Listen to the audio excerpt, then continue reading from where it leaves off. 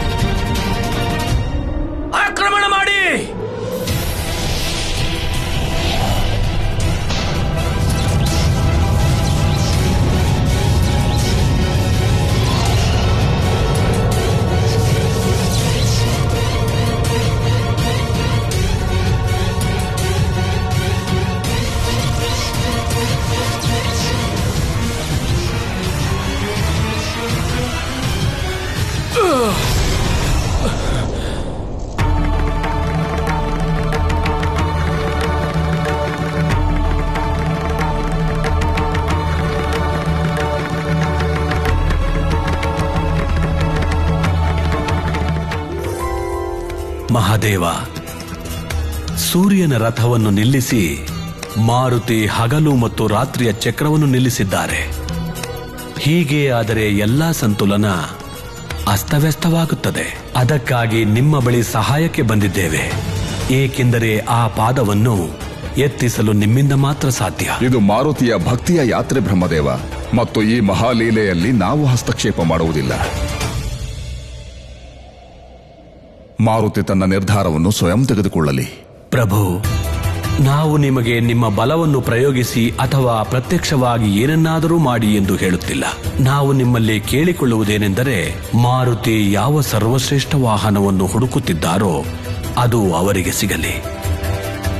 ಅದರಿಂದ ಅವರು ಪಾದವನ್ನು ಎತ್ತಲಿ, ಸೂರ್ಯಾಸ್ತವಾಗಲಿ, ಕಾಲಚಕ್ರ ಮತ್ತೆ ಚಲಿಸಲಿ. ನಿಮ್ಮ ಇಚ್ಛೆಯಂತೆಯೇ ಆಗಲಿ ಬ್ರಹ್ಮದೇವ.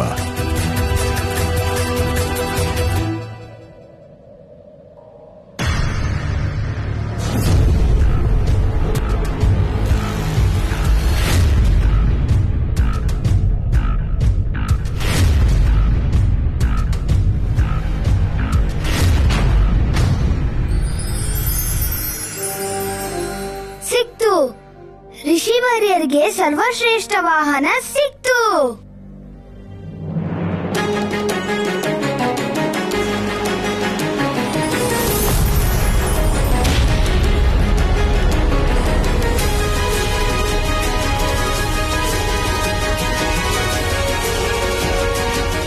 ಏನಿದು? ಈ ವಿಶಾಲವಾದ ಸ್ತಂಭ ತನ್ನ ಸ್ಥಾನದಿಂದ ದೂರವಾಗುತ್ತಿದೆ.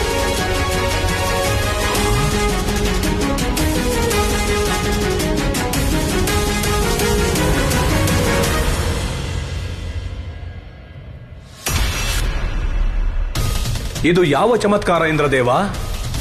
ಎಲ್ಲ ದೇವತೆಗಳು ಪ್ರತಿಭಟಿಸುತ್ತಿರುವಾಗ ಏಕಾಏಕಿ ಎಲ್ಲಿ ಮಾಯವಾಯಿತು? ಚಮತ್ಕಾರ ಅಲ್ಲ, ಇದು ಷಡ್ಯಂತ್ರ ಸೂರ್ಯದೇವ. ನಮ್ಮ ಈ ಅಜ್ಞಾತ ಶತ್ರು ತನ್ನ ಶಕ್ತಿಯ ಪ್ರದರ್ಶನದಿಂದ ನಮ್ಮನ್ನು ಭಯಗೊಳಿಸಲು ಪ್ರಯತ್ನಿಸುತ್ತಿದ್ದಾನೆ. ನಾವು ನಿನ್ನ ಸವಾಲನ್ನು ಸ್ವೀಕರಿಸಿದ್ದೇವೆ ಅಜ್ಞಾತ ಶತ್ರು. ನಿನಗೆ ಧೈರ್ಯವಿದ್ದರೆ ಎದುರಿಗೆ ಬಾ. ಈ ಬಾರಿ ದೇವತೆಗಳ ಪ್ರಕೋಪಕ್ಕೆ ನೀನು ಬದುಕುವುದಿಲ್ಲ.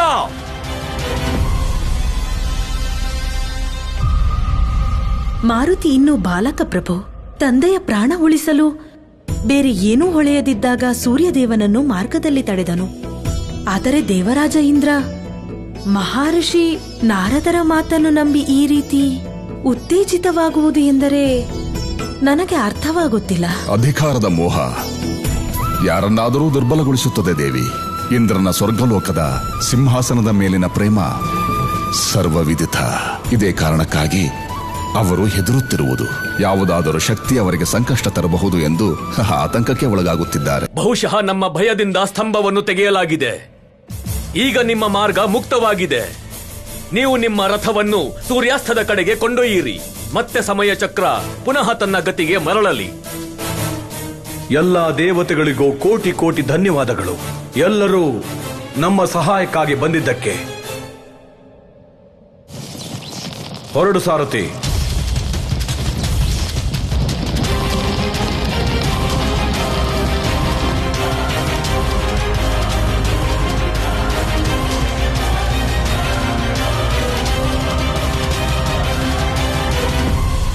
ಸೂರ್ಯಾಸ್ತವಾಗುತ್ತಿದೆ, ಅಲ್ಲಿ ನೋಡಿ.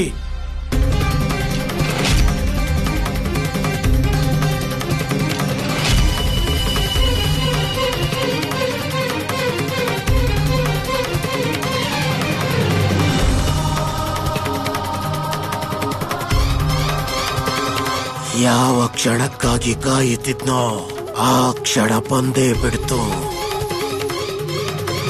ಸೂರ್ಯಾಸ್ತವಾಗುತ್ತಿದೆ ಮಹಾರಾಜ. ನಿಮಗೆ ನಿಮ್ಮ ವಚನ ನೆನಪಿದೆ ತಾನೆ? ಸಾಧು ಮಹಾಶಯರೇ, ಸೂರ್ಯಾಸ್ತ ಇನ್ನೂ ಆಗಿಲ್ಲ. ಕೃಪೆ ಮಾಡಿ ಸ್ವಲ್ಪ ಹೊತ್ತು ನಿರೀಕ್ಷೆ ಮಾಡಿ. ನಿರೀಕ್ಷೆಯಂತೂ ಮಾಡುತ್ತಲೇ ಇದ್ದೇವೆ. ಸ್ವಲ್ಪ ಸಮಯ ಮಾತ್ರ ಉಳಿದಿದೆ. ಅದು ಸಂಪೂರ್ಣವಾಗುವ ಮೊದಲೇ ರಾಜ ಕೇಸರಿ ವಾಹನದ ತಯಾರಿ ಮಾಡ್ತಾರೆಯೇ? ನಿಮ್ಮ ಪ್ರಾಣದ ಮೇಲೆ ಅಷ್ಟೊಂದು ಆಸೆ ಇದ್ದರೆ ಸ್ವೀಕಾರ ಮಾಡಿಬಿಡಿ.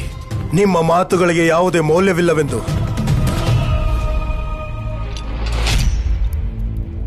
ನಮಗೆ ತಿಳಿದಿದೆ ಮಹಾಶಯರೇ, ನಾವು ಕೊಟ್ಟ ವಚನನ ನಮ್ಮಿಂದ ಉಳಿಸ್ಕೊಳ್ಳೋಕ್ಕಾಗ್ಲಿಲ್ಲ ಅಂತ. ಆದರೆ ನಾವು ಮಾಡಿರೋ ಪ್ರತಿಜ್ಞೆಯಿಂದ ಹಿಂದೆ ಸರಿಯೋದಿಲ್ಲ.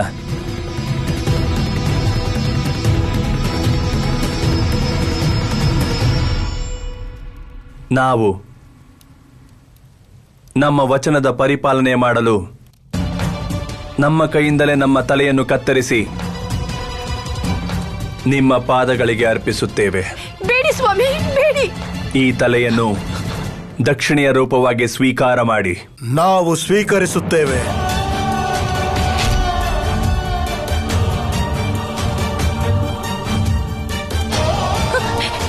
ಅಯ್ಯೋ, ಬೇಡಿ ಬೇಡಿ ಬೇಡಿ.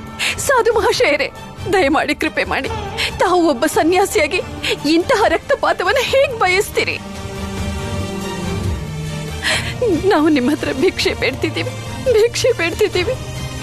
ದಯಮಾಡಿ ನನ್ನ ಪತಿಯನ್ನ ಅವರು ಕೊಟ್ಟ ವಚನದಿಂದ ಮುಕ್ತಗೊಳಿಸಿ ಮಹಾಶಯರೇ.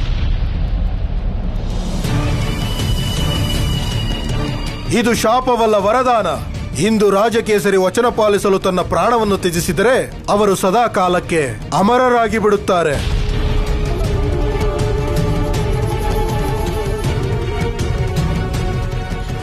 ಇಲ್ಲ, ನಿಮ್ಮ ಸ್ವಾಮಿಯ ಪ್ರಾಣವನ್ನು ಭಿಕ್ಷೆ ಬೇಡಿ. ಅವರ ತ್ಯಾಗವನ್ನು ಕ್ಷುಲ್ಲಕ ಮಾಡಬೇಡಿ. ವಾನರ ಇತಿಹಾಸದಲ್ಲಿ ಅವರ ಹೆಸರನ್ನು ಸುವರ್ಣಾಕ್ಷರಗಳಿಂದ ಬರೆಯಲಾಗುವುದು.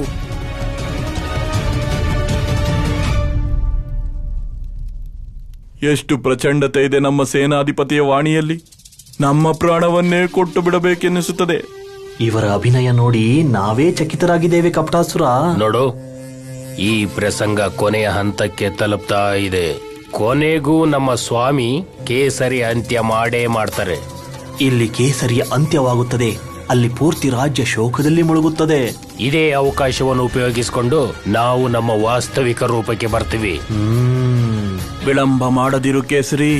ಇಲ್ಲಿ ನೀನು ನಿನ್ನ ತಲೆ ಕತ್ತರಿಸಿದರೆ ಅಲ್ಲಿ ನಾವು ಎಲ್ಲರ ಬೆರಳುಗಳನ್ನ ಕತ್ತರಿಸ್ತೀವಿ. ನಿಮ್ಮನ್ನ ವಿನಂತಿಸಿಕೊಳ್ತೀವಿ ಮಹಾಶಯರೇ. ನಮ್ಮ ಸ್ವಾಮಿ ಅಂತಹ ಯಾವ ತಪ್ಪನ್ನೂ ಮಾಡಿಲ್ಲ. ಯಾವ ಕಾರಣಕ್ಕಾಗಿ ಅವರನ್ನ ನೀವು ನಮ್ಮ ಮೇಲಾಣೆ ದೇವಿ,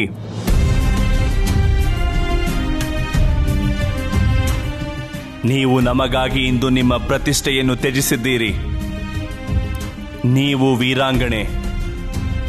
ಈ ಕಾರ್ಯ ನಿಮಗೆ ಶೋಭೆ ತರುವುದಿಲ್ಲ. ನಿಮ್ಮ ಪ್ರಾಣಕ್ಕಿಂತನೂ ಮಹತ್ವಪೂರ್ಣವಾದದ್ದು ನಮಗೆ ಬೇರಾವುದೂ ಇಲ್ಲ ಸ್ವಾಮಿ. ಆದರೆ ನಮಗೆ ನಮ್ಮ ವಚನದ ಮೌಲ್ಯ ಎಲ್ಲಕ್ಕಿಂತ ಮಿಗಿಲು. ಸ್ವಾಮಿ, ಸ್ವಾಮಿ, ಬೇಡಿ ಬೇಡಿ ಸ್ವಾಮಿ.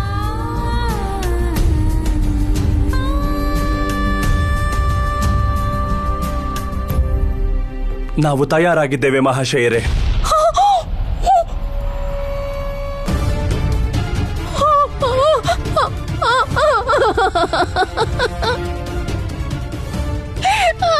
ಅಂಜನಿ, ಅಂಜನಿ ಸಮಾಧಾನ ಮಾಡ್ಕೊಳ್ಳಿ, ಧೈರ್ಯ ತಂದ್ಕೊಡಿ.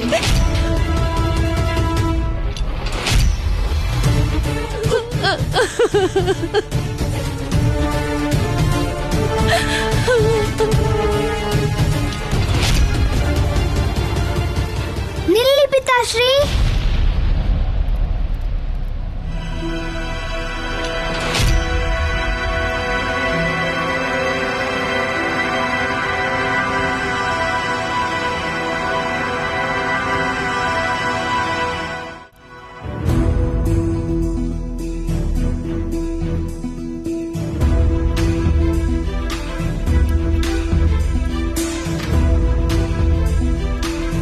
ಹನುಮಂತ ಜ್ಞಾನ ಗುಣಧಾಮ ಜೈ ಕಪೀಶನಿ ಅವಿರತ ನಾಮ ರಾಮದೂತ ತುಲಿತ ಬಲಧಾಮ ಅಂಜನಿ ಪುತ್ರ ಪವನ ಸುತ ನಾಮ ಮಹಾವೀರ ವಿಕ್ರಮ ಬಜರಂಗಿ ಕುಮತಿ ನಿವಾರ ಸುಮತಿಯ ಸಂಗಿ ಶಂಕರ ರೂಪನೆ ಕೇಸರಿ ಸುತನೆ ತೇಜ ಪ್ರತಾಪನೆ ಜಗವಂದಿತನೆ ಜೈ ಹನುಮಂತ ಜ್ಞಾನ ಗುಣಧಾಮ ಜೈ ಕಪೀಶನಿ ಅವಿರತ ನಾಮ ಹಸ್ತದಿ ಧ್ವಜ ವಜ್ರವು ಕಂಗೊಳಿಸಿ ನಿನ್ನಯ ಹೃದಯದಿ ರಾಮನು ನೆಲೆಸಿ ಶಂಕರ ರೂಪನೆ ಕೇಸರಿ ಸುತನೆ ತೇಜ ಪ್ರತಾಪ. ನೀವು ಸುರಕ್ಷಿತವಾಗಿದ್ದೀರಾ ಪಿತಾಶ್ರೀ? ನಾವು ಸಾಧು ಮಹಾಶಯರ್ಗೆ ಸೂರ್ಯಾಸ್ತ ಆಗೋ ಮೊದ್ಲೇನೆ ಒಂದು ಸರ್ವಶ್ರೇಷ್ಠ ವಾಹನ ತಂದಿದ್ದೀವಿ.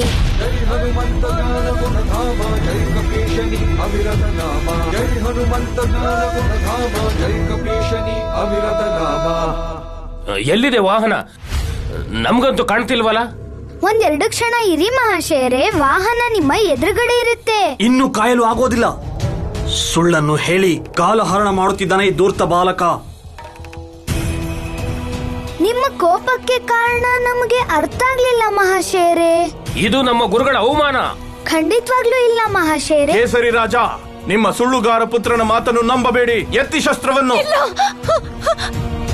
ನಾವು ನಿಜ ಹೇಳ್ತಿದೀವಿ ಮಹಾಶಯರೇ, ವಾಹನನ ತಂದಿದೀವಿ. ಅಸಂಭವ.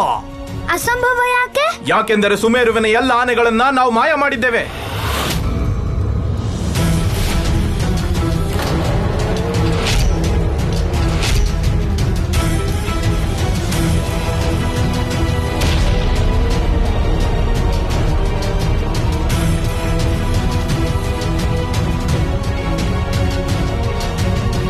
ಮಹಾಶಯರೇ, ನಿಮ್ಮ ಶಿಷ್ಯ ಏನ್ ಹೇಳ್ತಿದ್ದಾರೆ? ಕೋಪದಲ್ಲಿ ಮನುಷ್ಯ ತನ್ನ ಮತಿ ಮತ್ತು ಮಾತನ್ನ ಕಳೆದುಕೊಳ್ಳುತ್ತಾನೆ ಮಹಾರಾಜ.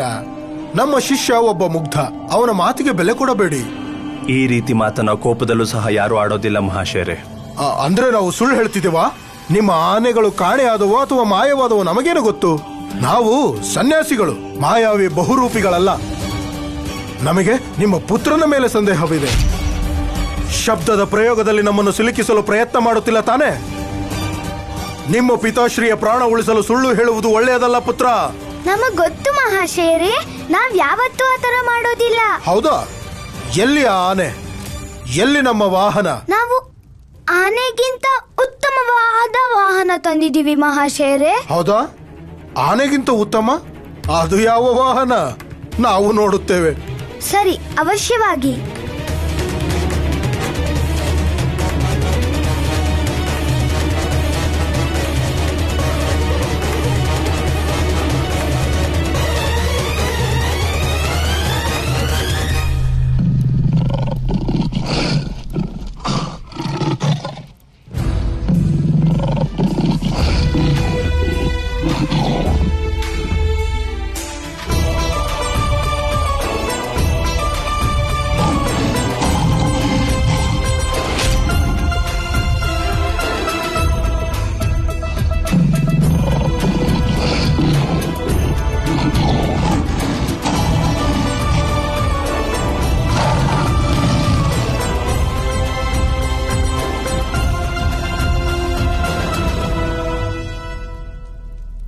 ನೋಡಿ, ನಿಮ್ ಮುಂದೆ ಪ್ರಸ್ತುತಪಡಿಸ್ತಿದೀವಿ ಸೃಷ್ಟಿಯ ಸರ್ವಶ್ರೇಷ್ಠ ವಾಹನ, ನಮ್ಮ ಮಿತ್ರ ಹುಲಿರಾಯ.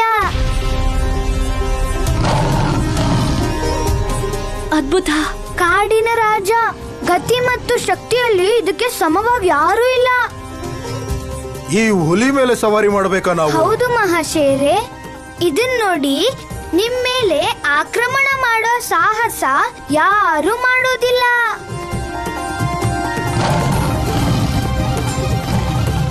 ಹುಲಿರಾಯ, ಇವರೇ ಆ ಮಹಾಶಯರು ನಿನ್ ಮೇಲೆ ಸವಾರಿ ಮಾಡೋದು.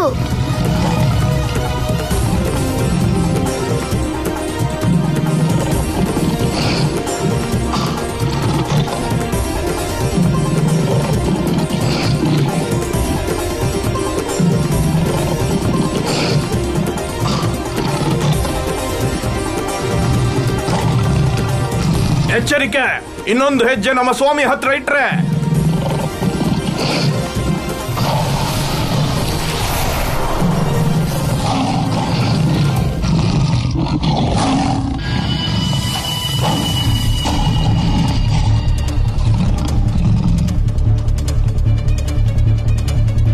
ರಾಕ್ಷಸರು.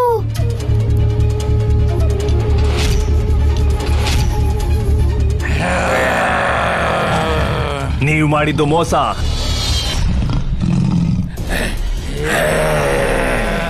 ಸಾಧುಗಳ ವೇಷದಲ್ಲಿ ಅರಮನೆಯೊಳಗೆ ನುಗ್ಗಿದ್ದಾರೆ ಈ ರಾಕ್ಷಸರು. ಅದಕ್ಕೆ ಸರಿಯಾದ ಶಾಸ್ತಿ ಆಗತ್ತೆ.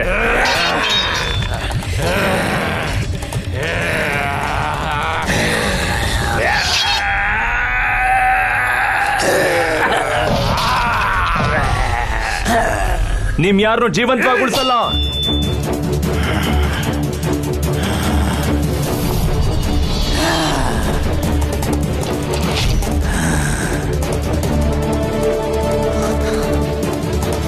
ಹೇ ಮಹಾದೇವ, ನಿನ್ನ ಪುತ್ರ ಮಧ್ಯಕ್ಕೆ ಬರಲಿಲ್ಲ ಅಂದಿದ್ರೆ ಇಷ್ಟು ಹೊತ್ತಿಗೆ ನಿನ್ನ ಮೃತ್ಯು ಆಗ್ತಿತ್ತು ರಾಜಕೇಸರಿ. ನೀವು ನಮ್ ವಿಶ್ವಾಸವನ್ನ ದುರುಪಯೋಗ ಪಡಿಸ್ಕೊಂಡಿದ್ದೀರಾ. ಇದಕ್ ಶಿಕ್ಷೆ ನಿಮ್ಗೆ ಅವಶ್ಯವಾಗಿ ಸಿಗುತ್ತೆ.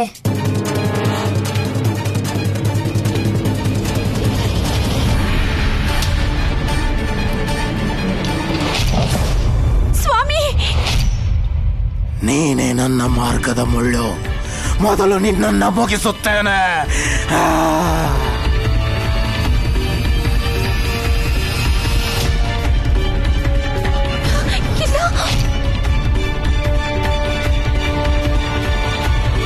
ಮಾರುತಿ,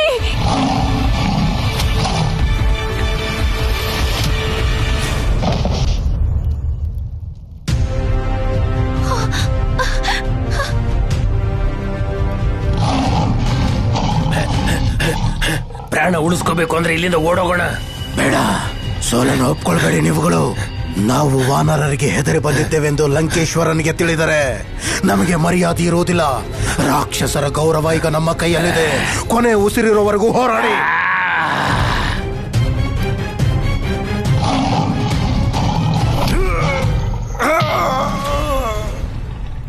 ಏನಾದ್ರೂ ಮಾಡಿ ಸ್ವಾಮಿ, ಈಗ ನೀವೇ ನಮ್ಮನ್ನ ಕಾಪಾಡಬೇಕು.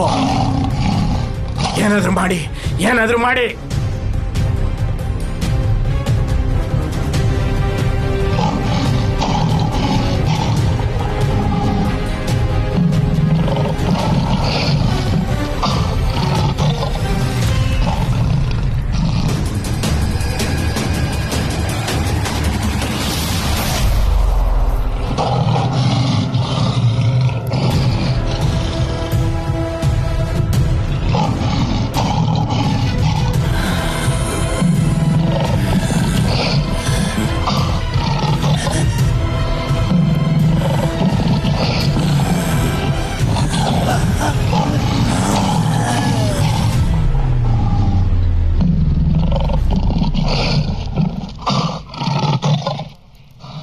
ಕ್ಷಮೆ ಇರಲಿ ಮಹಾದೇವ, ಕ್ಷಮೆ ಇರಲಿ ಶಂಕರ, ನಮ್ಮ ಪ್ರಾಣ ಉಳಿಸಿ.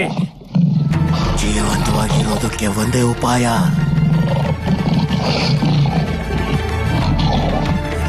ರಾಮ ರಾಮ ರಾಮ ರಾಮ ರಾಮ ರಾಮ ರಾಮ ರಾಮ ರಾಮ ರಾಮ ರಾಮ ರಾಮ.